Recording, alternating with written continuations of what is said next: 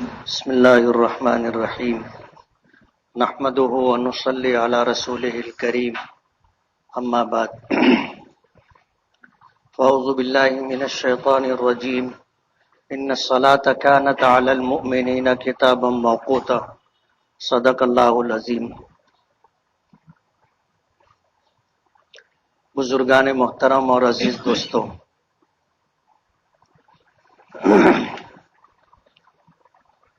نمازوں کے اوقات کے سلسلے میں شریعت کے احکامات پر گفتگو ہو رہی تھی۔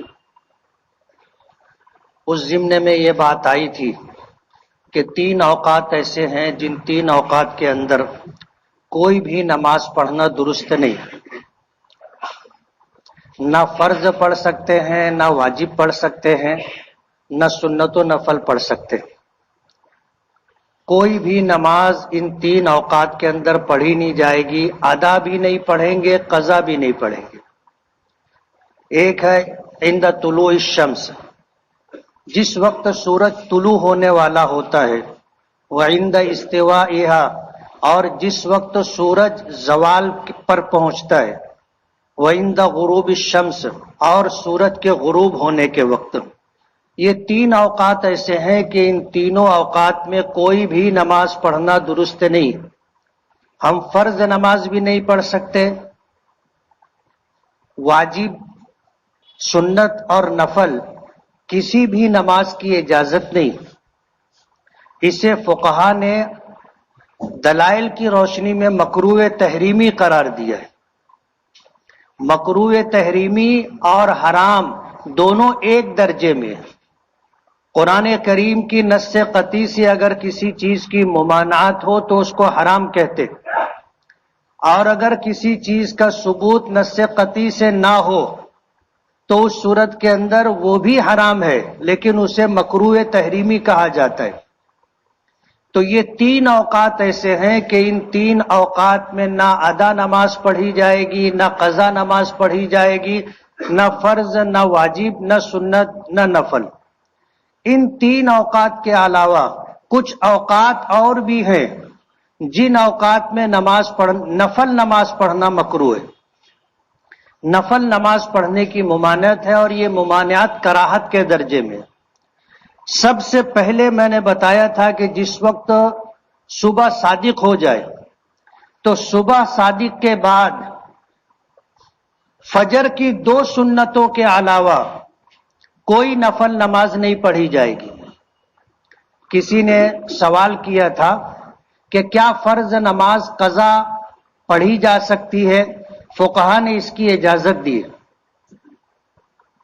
کہ اگر کوئی اپنا معمول بنا لے کہ میں وہ نمازیں جو مجھ سے زندگی میں چھوٹ گئی ہیں ان نمازوں کو ہر فرض نماز کے ساتھ دہراؤں گا، ادا کروں گا، یعنی وہ قضا نمازیں ادا کر لی جائیں۔ جیسے ایک شخص ہے، اس نے 5 سال تک نماز نہیں پڑھی، اللہ نے توفیق دی، اب اس نے نمازوں کے اہتمام کا سلسلہ شروع کیا، تو آسان یہ ہے کہ ہر فرض نماز کے ساتھ 1، 2، 3 نمازیں جو وقت ملے اسے پڑھ لیا جائے۔ اب اگر فجر کی نماز کے لیے آیا اور ابھی نماز جماعت کھڑی ہونے میں وقت ہے تو 2 رکعت سنت تو پڑھی جائے گی، اس سنت کے علاوہ کوئی نفل نماز پڑھنے کی اجازت نہیں۔ ہاں، اگر آپ فجر کی ماضی میں جو آپ سے نمازیں چھوٹ گئی ہیں وہ قضا نمازیں اگر پڑھنا چاہتے ہیں تو پڑھ سکتے ہیں۔ تو یہ وہ پہلا وقت ہے جس وقت نفل نماز پڑھنے کی ممانعت ہے۔ اسی طرح فجر کی نماز پڑھ لینے کے بعد، یعنی باجماعت نماز ہو گئی، اب اس کے بعد کوئی نفل نماز پڑھنے کی اجازت نہیں۔ سورج جب تک طلوع نہ ہو جائے کوئی نفل نماز نہیں پڑھی جائے گی۔ اسی طرح عصر کی نماز کے بعد کا جو وقت ہوتا ہے سورج غروب ہونے تک، اس میں بھی نفل نمازیں پڑھنا منع ہے۔ اگر کوئی شخص عصر کی نماز قضا پڑھنا چاہے جو اس کے ذمے باقی ہے اور سورج میں تبدیلی نہیں آئی ہے، اس کی روشنی مان نہیں پڑی ہے تو نفل نماز تو پڑھنے کی ممانعت ہے، لیکن اگر کوئی شخص فرض نماز پڑھنا چاہے اور سورج میں تغیر نہ آیا ہو تو وہ قضا نماز پڑھی جا سکتی ہے، نفل نماز پڑھنے کی اجازت نہیں۔ اسی طرح فقہا نے لکھا ہے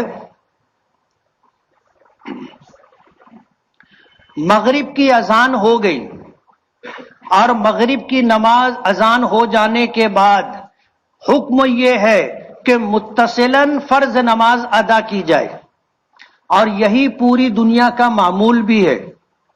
پوری دنیا کے مسلمان اس کا اہتمام کرتے ہیں کہ بقیہ 4 نمازوں میں تو ہوتا یہ ہے کہ اذان ہو جانے کے بعد لوگ اپنے گھروں سے اذان سن کر کے نکلیں تو مسجد آئیں اور انہیں مکمل نماز باجماعت مل جائے، اس لیے آدھا گھنٹہ فجر کی نماز میں یا کم و بیش، اسی طرح 15-15 منٹ بقیہ 4 نمازوں میں دیا جاتا ہے۔ مغرب کی نماز کے لیے حکم یہ ہے کہ مغرب کی اذان ہو اور اس کے بعد فرض نماز تعجیل کے ساتھ ادا کی جائے، جلدی، لمبا وقفہ بیچ میں نہ رکھیں، یہ شریعت کا حکم ہے۔ کوئی شخص اگر امام تاخیر سے آیا یا کوئی اور وجہ ہو گئی کہ فرض نماز کھڑی ہونے میں کچھ بیچ میں وقفہ ہو گیا، اب اگر کوئی شخص چاہے کہ اس وقت نفل نماز ادا کرے، اسے منع کیا گیا۔ نبی کریم صلی اللہ علیہ وسلم کے زمانے میں کچھ لوگوں نے مغرب کی نماز سے پہلے بھی 2 رکعت نماز پڑھی ہے اور تعجیل کے ساتھ پڑھی ہے۔ امام اعظم ابو حنیفہ رحمۃ اللہ علیہ کے یہاں یہ مکروہ ہے، دیگر ائمہ نے اس کی گنجائش رکھی ہے۔ آپ جب حج یا عمرے کے لیے جاؤ گے وہاں دیکھو گے مختلف مسلک کے ماننے والے اہل ایمان مسلمان وہاں جمع ہوتے ہیں، کوئی امام اعظم ابو حنیفہ رحمۃ اللہ علیہ کی فقہ پر، کوئی امام شافعی، کوئی امام احمد ابن حنبل، کوئی حضرت امام مالک، ان فقہا کی فقہ پر عمل کرتا ہے۔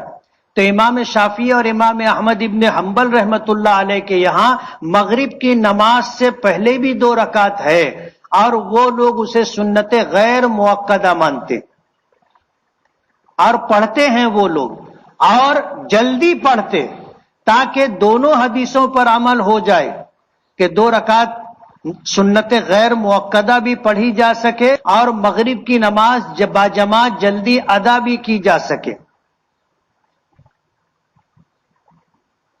تو یہ اوقات جو ہیں، ان اوقات میں نفل نماز پڑھنا مکروہ ہے۔ اسی طرح جمعہ کے خطبے کے لیے جب امام منبر پر بیٹھ جائے اس وقت بھی ہر طرح کی نفل نماز مکروہ ہے۔ کوئی شخص اس وقت مسجد میں جمعہ کی نماز کے لیے آیا کہ امام اب خطبہ دینے کے لیے منبر پر آ چکا ہے تو نفل نماز سنت وغیرہ نہیں پڑھی جائے گی۔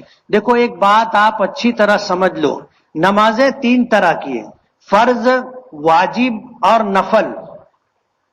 جن نفل نمازوں کا اہتمام نبی کریم صلی اللہ علیہ وسلم نے ہمیشہ کیا اسے سنت مؤکدہ کہتے، اور جس نفل نماز کا اہتمام نبی کریم صلی اللہ علیہ وسلم نے گاہے بگاہے ترک کے ساتھ کیا اسے سنت غیر مؤکدہ کہتے۔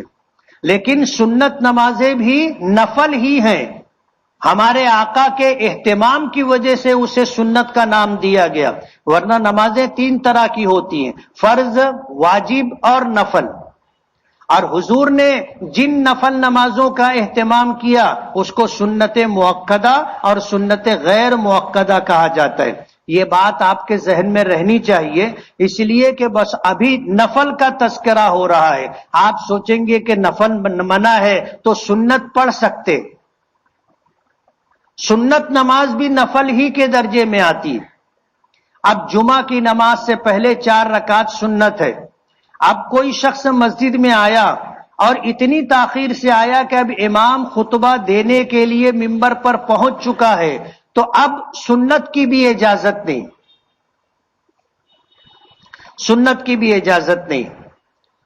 تو جس وقت امام خطبے کے لیے ممبر پر آئے اس وقت بھی نفل اور سنت کی اجازت نہیں ہے۔ اسی طرح آپ مسجد میں نماز کے لیے آئے اور مسجد میں اقامت کہی جانے لگی، فرض نماز کے لیے اقامت کہی جانے لگی، اب کوئی سنت پڑھنے کی اجازت نہیں ہے۔ اب حکم یہ ہے کہ آپ فرض نماز ادا کرنے کے لیے امام کے ساتھ جماعت میں شامل ہوں، اس لیے کہ امام کے ساتھ جو نماز پڑھی جا رہی ہے یہ فرض نماز ہے، اور آپ جو نماز پڑھنے جا رہے ہیں وہ فرض سے کمتر درجے کی ہے۔ آپ سنت پڑھنا چاہتے ہیں، سنت کا مقام فرض سے فروتر ہے، نیچے ہے، اس لیے جب فرض نماز پڑھی جائے اور اس کی ابتدا اقامت سے ہے کہ جب مؤذن اقامت کہنا شروع کر دے تو اب کسی نفل نماز کی سنت کی اجازت نہیں ہے سوائے فجر کی 2 رکعت سنتوں کے۔ لیکن فجر کی 2 رکعت سنتوں کے لیے بھی آپ کو امام کے ساتھ التحیات کے بقدر شرکت مل جائے تو ہی اجازت ہے، اور اجازت بھی مشروط ہے کہ جس جگہ جماعت سے نماز ہو رہی ہے اس جگہ آپ سنت نہیں پڑھیں گے۔ سنت پڑھنا ہے آپ صحن میں پڑھیں، سنت پڑھنا ہے دیوار کی آڑ میں پڑھیں، اور یہ شریعت کا حکم بہت ساری حکمتوں پر مبنی ہے، اور وہ حکمت یہ ہے کہ ہم نماز پڑھ کر کے عملاً امام کی مخالفت نہ دکھائیں۔ جب باجماعت نماز ہو رہی ہے اب کسی نماز کی اجازت نہیں ہے، آپ الگ سے نماز پڑھ رہے ہو تو آپ اپنی 1.5 اینٹ کی مسجد الگ بنا رہے ہو، اور جس وقت امام مسجد میں باجماعت نماز شروع کر دے تو پھر مسجد میں کسی کو بھی نماز الگ سے پڑھنے کی اجازت نہیں، یعنی دیکھنے والا کوئی شخص آئے تو اسے یہ نہیں محسوس ہونا چاہیے کہ باجماعت نماز ہو رہی ہے اور یہ اپنی الگ سے نماز پڑھ رہا ہے۔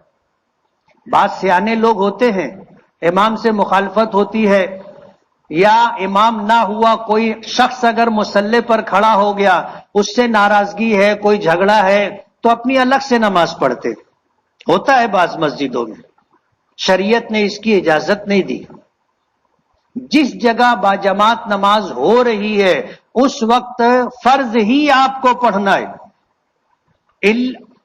مگر یہ کہ فجر کی 2 رکعت سنت کے اہتمام کا حضور نے حکم فرمایا۔ آپ نے فرمایا کہ فجر کی 2 سنتیں اہتمام کے ساتھ پڑھو، وَلَوْ تَرَدَتْكُمُ الْخَيْلُ، اگرچہ دشمنوں کے گھوڑے تمہیں راؤنڈ ڈالیں تو بھی فجر کی 2 رکعت سنت مت چھوڑو۔ اس لیے فقہا نے اتنی گنجائش دی ہے کہ جس جگہ باجماعت نماز ہو رہی ہے اس جگہ 2 رکعت سنتیں نہ پڑھیں، باقی ہے آپ مسجد کے صحن میں پڑھیں، ستون کے آڑ میں پڑھیں، دیوار کی آڑ میں پڑھیں، یہ ہونا چاہیے۔ تو جس وقت جو ہے اقامت کہی جائے، یعنی فرض نماز کے لیے اب حکم اقامت شروع ہو چکی، کوئی سنت نہیں پڑھی جائے گی۔ اسی طرح عید کے دن عید کی نماز سے پہلے کوئی نماز نہیں ہے، جیسے اشراق کی نماز روزانہ کچھ لوگ اہتمام کرتے ہیں، کچھ لوگ گاہے بگاہے اس کا اہتمام کرتے ہیں، پڑھتے ہیں، اس لیے کہ اس کی بڑی فضیلت ہے کہ اگر کوئی شخص فجر کی سنت پڑھنے کے بعد اپنی جگہ بیٹھا رہے اور سورج طلوع ہو جائے، وقت مکروہ گزر جائے، سورج قدر بلند ہو جائے جس کا تذکرہ پیچھے ہو چکا، تو اگر کوئی شخص 2 رکعت نماز پڑھتا ہے اشراق کی نیت سے، یہ بھی نفل نماز ہے، تو اللہ تعالیٰ اس پر اجر دیں گے کہ اسے مقبول حج کا ثواب عطا کریں گے۔ بہت سستی نیکی ہے، اور جامع مسجد میں تو اور آسان ہے، یہاں قدر تاخیر سے نماز ہوتی ہے، آدمی فجر کی نماز پڑھنے کے بعد سورہ یاسین پڑھ لے، جمعہ کا دن ہو سورہ کہف پڑھ لے، اور کچھ وقت اس طرح تسبیحات میں گزار دے، اور پھر اس کے بعد सूरज तुलू हो जाए, वक्त मकरू गुजर जाए, 2 रकात नमाज इशराक की नीयत से आप पढ़ लो, अल्लाह ताला इस पर मकबूल हज का सवाब अता करेंगे। ये नबी करीम सल्लल्लाहु अलैहि वसल्लम से साबित है, आप इसका एहतमाम किया करते थे, इसलिए हम लोगों को भी इसका एहतमाम करना चाहिए।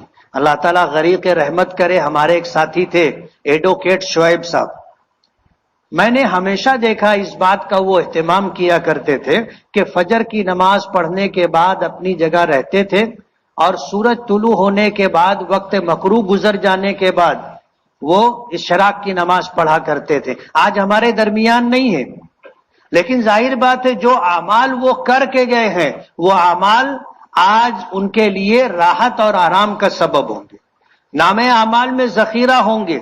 जाहिर बात है इतनी सुबह सवेरे हमको कोई और काम भी नहीं रहता सिवाय इधर उधर बैठने के, आदमी थोड़ा वक्त मस्जिद में गुजार ले और गुजार करके फिर जो है इशराक की नमाज पढ़ करके निकले। हदीस पाक में आता है कि मेरे बंदे तू मेरे लिए कुछ वक्त फारिग कर ले और सुबह के अव्वलीन वक्त में तू 2 रकात पढ़ ले, मैं तेरे दिन भर के कामों की किफायत करूंगा। हमारे दिन भर के तमाम काम अल्लाह पाक बना देंगे और तेरे सीने को मैं गिना से भर दूंगा। बेनियाजी और गिना यानी जो घबराहट, परेशानी, उलझन होती है कि ये काम करना है, ये काम करना है, होगा कि नहीं होगा, बेचैनी, परेशानी और घबराहट होती है, अल्लाह पाक फरमाते हैं कि मैं तेरे सीने को गिना से भर दूंगा, बेचैनी, घबराहट, परेशानी दूर कर दूंगा और दिन भर के तेरे कामों में तेरी किफायत करूंगा, यानी तेरे लिए काफी हो जाऊंगा। अल्लाह की मदद से हमारे दिन भर के काम बनेंगे, दिन भर के काम बनेंगे। तो इशराक की नमाज पढ़ना चाहिए, लेकिन ईद के दिन इसकी इजाजत नहीं। सुबह की नमाज पढ़ने के बाद ईदैन के मौके पर, चाहे ईद उल फित्र हो या ईद उल अजहा हो, मस्जिद में भी इशराक की नमाज नहीं पढ़ेंगे, घर पर भी इशराक की नमाज नहीं पढ़ेंगे, ईदगाह पर भी इशराक की नमाज नहीं पढ़ेंगे। याद रहेगा, बाज लोगों से मसला मालूम ना होने की वजह से भूल चूक हो जाती है, इसलिए ये चीज याद रहना चाहिए कि ईदैन के मौके पर इशराक की नमाज नहीं है, मस्जिद में भी नहीं, घर पर भी नहीं, ईदगाह पर भी नहीं। और ईदगाह पर ईदैन की नमाज अदा कर लेने के बाद अब कोई नमाज नहीं है ईदगाह पर पढ़ने की। ईदगाह पर आपने ईद की नमाज पढ़ ली, ईद की नमाज पढ़ने के बाद फिर ईदगाह पर कोई नमाज नहीं है।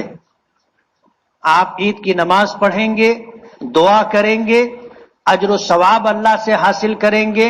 जो बशारतें ईदैन के मौके पर ईदगाह पर नमाज पढ़ने की है, उस पर अल्लाह पाक की तरफ से बहुत बड़ी बड़ी बशारतें। जो लोग ईदगाह छोड़ करके मस्जिदों में नमाज ईदैन अदा करते हैं, वो लोग बहुत सारे अजर सवाब से महरूम हो जाते। ईदगाह के मौके पर, ईदैन के मौके पर ईदगाह पहुंचना और ईदैन की नमाज अदा करना और दुआ में शरीक रहना, ये बड़े अजर सवाब का बाइस है।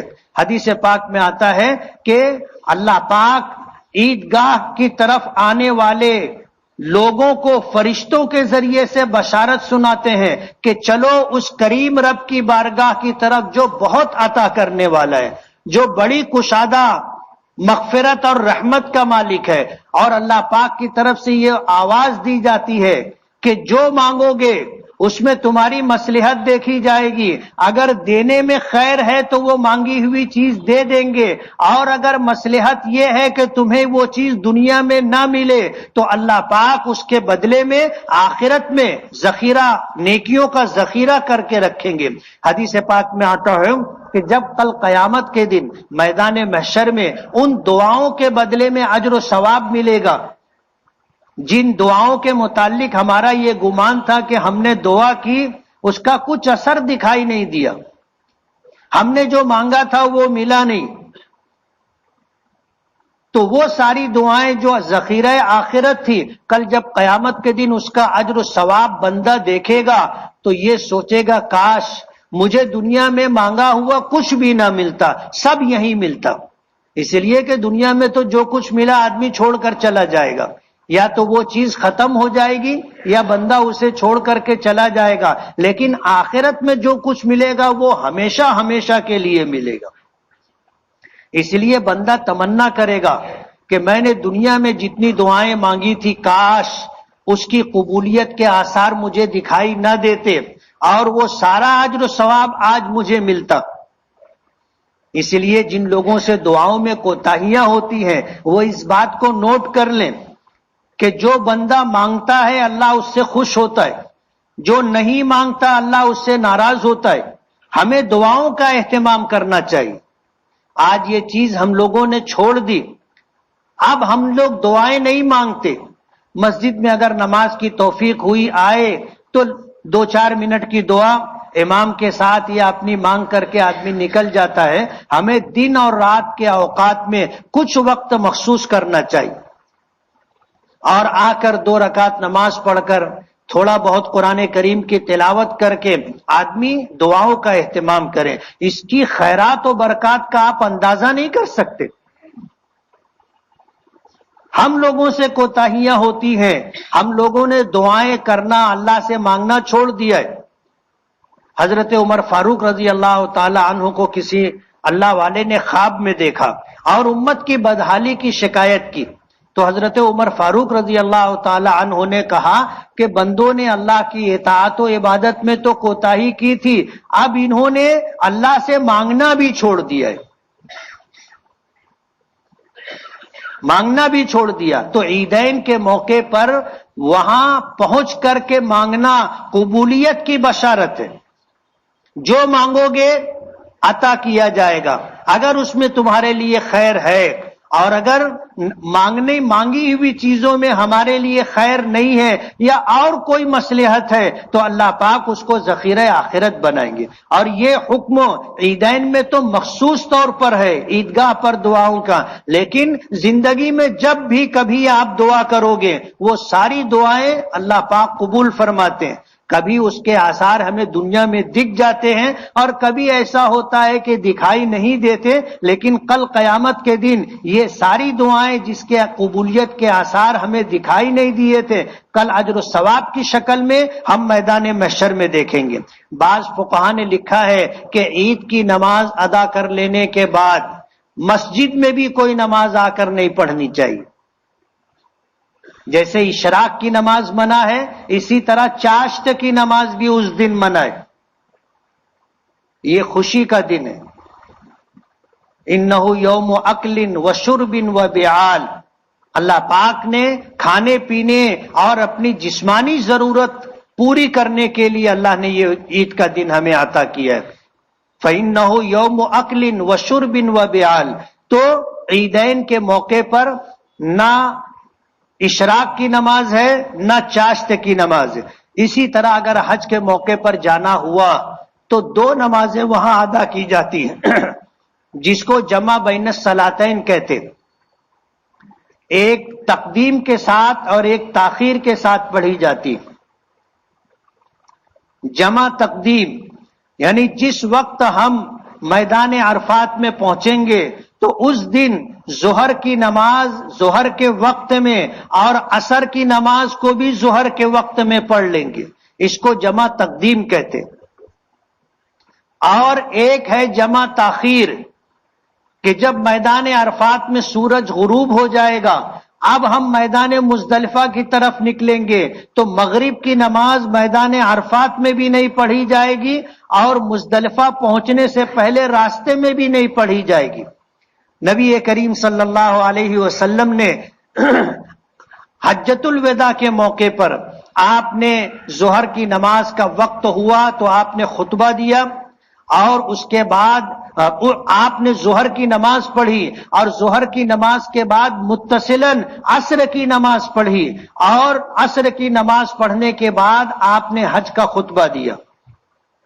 تو یہ جمع تقدیم ہے کہ عصر کی نماز کا وقت تو 2 گھنٹے کے بعد ہوگا لیکن میدان عرفات میں جو لوگ حج کے لیے پہنچے ہیں ان کے لیے شریعت نے یہ حکم دیا ہے اور ہمارے نبی کا یہ معمول اور طریقہ رہا ہے کہ آپ نے عصر کی نماز جو 2 گھنٹے کے بعد اس کا وقت ہوگا اسے ظہر کے ساتھ ادا کی، اور مغرب کی نماز سورج غروب ہونے کے بعد میدان عرفات میں نہ پڑھتے ہوئے، مزدلفہ کے راستے میں نہ پڑھتے ہوئے، مزدلفہ پہنچ کر کے عشاء کی نماز کے ساتھ مغرب کی نماز پڑھیں گے۔ اس کو کہتے ہیں جمع تاخیر۔ جب نبی کریم صلی اللہ علیہ وسلم میدان عرفات سے نکلے، راستے میں حضرت اسامہ، حضرت عبداللہ ابن عباس حضور کو یاد دلا رہے تھے کہ الصلاۃ یا رسول اللہ، اللہ کے رسول نماز، تو حضور نے فرمایا الصلاۃ امامک، کہ نماز آگے پڑھی جائے گی۔ راستے میں آپ استنجا کے لیے اترے اور جب واپس آئے تو وضو کے لیے پانی رکھا ہوا تھا۔ اللہ کے رسول خوش ہو گئے، پوچھا کہ یہ پانی کس نے رکھا؟ تو بتایا گیا کہ عبداللہ ابن عباس نے رکھا ہے۔ حضور نے بلایا، اپنے سینے سے لگایا اور دعا دی، اللہم فقہہ فی الدین، اللہ تعالیٰ اسے دین کی سوجھ بوجھ عطا فرما۔ اللہم فقہہ فی الدین وعلمہ الکتاب والحکمہ، اور کتاب و حکمت کا علم عطا فرما۔ حضور کی دعا کی برکت تھی کہ عبداللہ ابن عباس حضور کے زمانے میں بچے تھے، لیکن اللہ نے تفسیر کا وہ علم عطا کیا کہ دنیا نے ان کو امام المفسرین، رئیس المفسرین کا خطاب دیا کہ تمام تفسیر کرنے والوں کے امام، تمام تفسیر کرنے والوں کے سردار، بڑے بڑے فقہا، بڑے بڑے صحابہ حضرت عبداللہ ابن عباس سے پوچھا کرتے تھے کہ قرآن کریم کی اس آیت کا کیا مطلب ہے۔ حضور نے وضو فرمایا، آپ پہنچے میدان مزدلفہ اور عشاء کی نماز کے وقت کا انتظار کیا۔ جب عشاء کی نماز کا وقت ہوا تو آپ نے پہلے مغرب کی نماز ادا کی اور اس کے بعد عشاء کی نماز ادا کی۔ تو میدان عرفات میں ظہر عصر ساتھ میں پڑھتے ہیں، میدان مزدلفہ میں مغرب اور عشاء ساتھ میں پڑھتے ہیں۔ فقہاء نے لکھا ہے کہ ان 2 نمازوں کے بیچ میں کوئی نفل نہیں پڑھی جائے گی، سنت نہیں پڑھی جائے گی، مکروہ ہے۔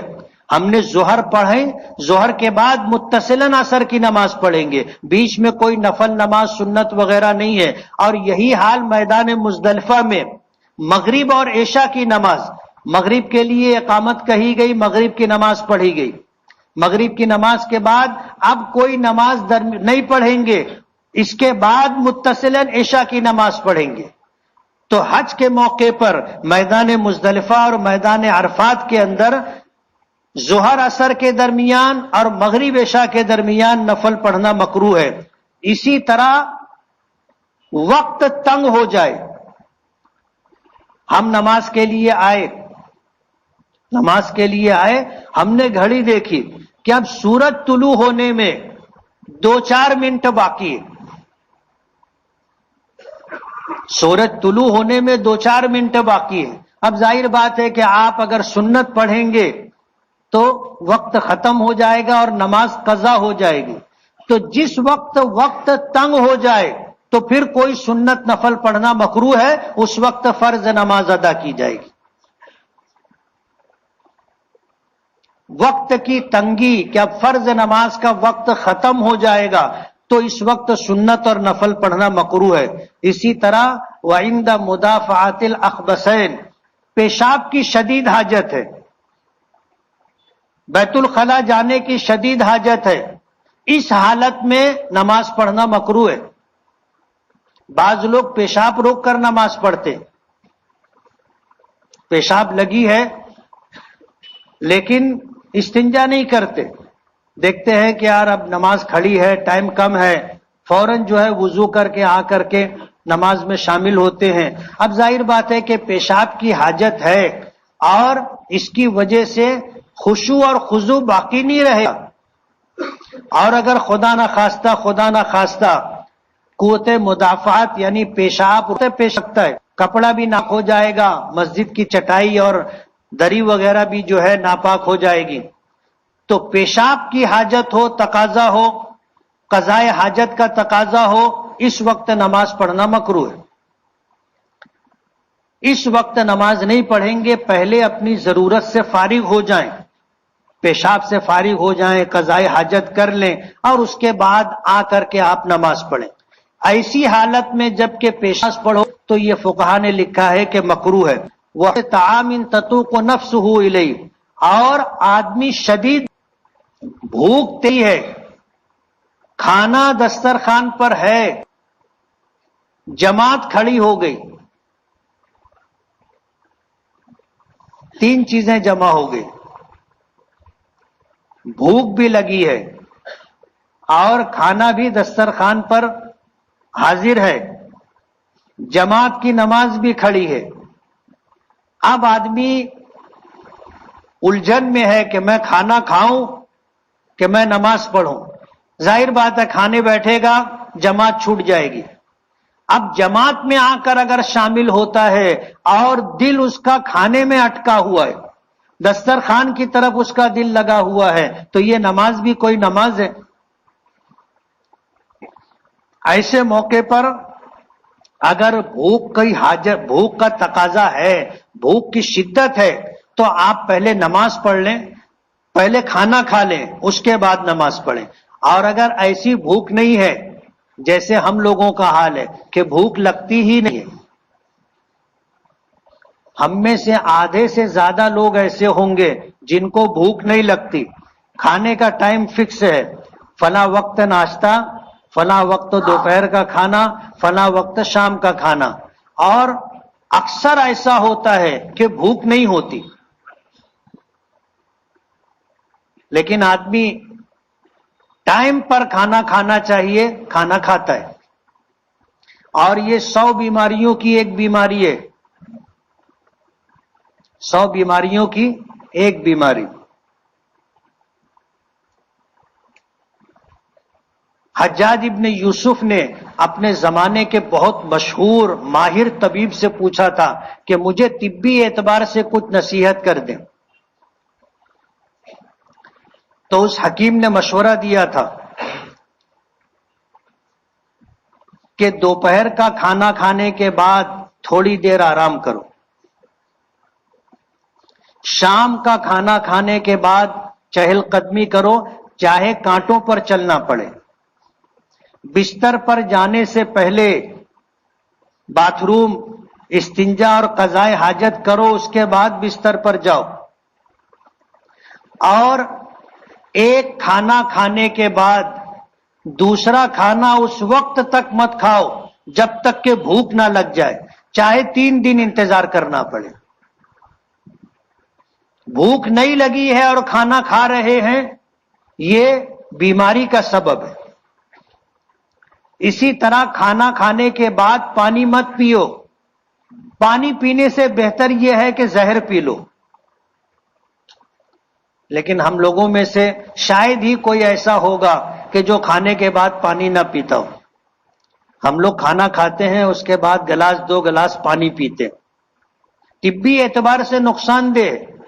آپ کھانے سے پہلے تھوڑا سا پانی پی لیں یا درمیان میں تھوڑا سا پانی پی لیں، کھانا کھانے کے بعد پانی نہیں پینا چاہیے، گھنٹہ آدھا گھنٹہ رک کر کے پانی پینا چاہیے۔ تو اسی طرح بھوک کی شدت ہو اور پھر جماعت کھڑی ہو گئی تو اس موقع پر نماز مکروہ ہے۔ آپ پہلے کھانا کھا لو، شرط یہ ہے کہ دسترخوان ریڈی ہو۔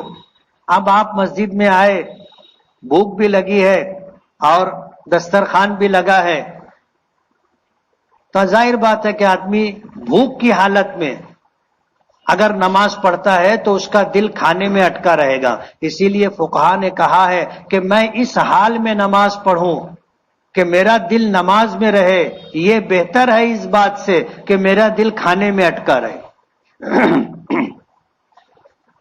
یہ اوقات ہیں جن اوقات کے اندر نمازوں کے تعلق سے یہ احکام ہے جس کو ذکر کیا گیا۔ نبی کریم صلی اللہ علیہ وسلم پر اللہ کروڑوں رحمتیں نازل فرمائے۔ آپ کے ذریعے سے جو دین ہمیں ملا ہے، اس دین نے ہمیں زندگی کی مکمل معلومات عطا کی۔ کسی شریعت کے اندر آپ کو یہ بات نہیں ملے گی۔ جو تفصیلات ابھی آپ نے سنی ہے किसी की किसी भी शरीयत में आपको नहीं मिलेगी सिवाय इस्लाम के। इतना कामिलो मुकम्मल दीन अल्लाह पाक ने हमें अता किया है। हर बारीक बारीक छोटी छोटी बातें बताई। इसलिए ये जो औकात जिक्र किए गए हैं, इन औकात के अंदर 3 औकात के अंदर तो हर तरह की नमाज मनाए, और बकिया जो मौके जिक्र किए हैं इसमें नफल नमाज को मकरूह करार दिया गया है। आखिरी जो बात है कि आदमी फर्ज नमाज के लिए आया और भूख की शिद्दत है और खाना भी मौजूद है, तो पहले उसे खाना खा लेना चाहिए, फिर जमात से नमाज पढ़ना चाहिए। व आखिरु दावाना अनिल हम्दुलिल्लाहि रब्बिल आलमीन। जिन साथियों ने सुन्नत ना पढ़ी हो वो सुन्नत पढ़ लें।